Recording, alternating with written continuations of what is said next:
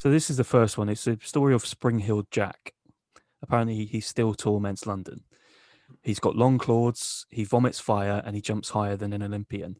Spring-Heeled Jack was the supreme terror of Victorian London until another Jack turned up several years later to steal the crown. In the 1830s and 40s, tales of Jack were common, attacking women, causing carriage crashes, and pretending to be a fire-breathing policeman. Mass hysteria and regular appearances in the Penny Dreadfuls, it's like a newspaper type thing from there, further contributed to the legend of Old Jack. A man called Thomas Milbank boasted of being Jack and was subsequently tried, only escaping jail because he was unable to breathe fire on command. The most popular theory was that Jack was a wacky nobleman with money to burn and on outlandish costumes. But that didn't stop him being spotted as recently as 2012, apparently. I like the theory of it being a wacky nobleman with money to burn on outlandish costumes. He's so bored of his life. He's just dressing up as random little creeps just to mess with people. That's actually something we probably would do if we were bored out of our minds. It's quite funny. He's got a sense of humor back then, by the sound of things. Yeah, that was just banter, mate. He was just having some banter. Victorian banter, mate. That's all it is. He's just trolling. It's just trolling, man.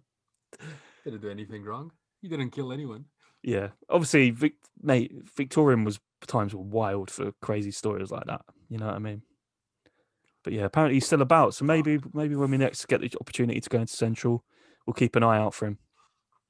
I think we need to have some. Sorry, not that we do this, but we need to have large quantities of opium to be on Victorian times and actually see that. You said it, mate.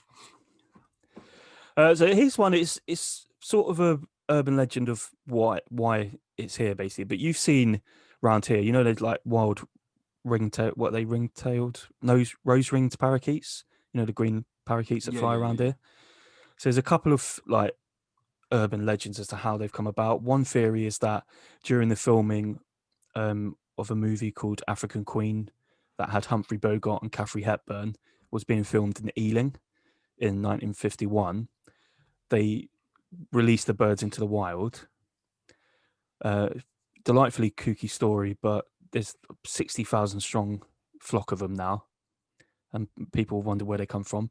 Another sort of urban legend theory is Jimi Hendrix owned a flat in Mayfair in the 60s, and he was known to have a pair of these parakeets.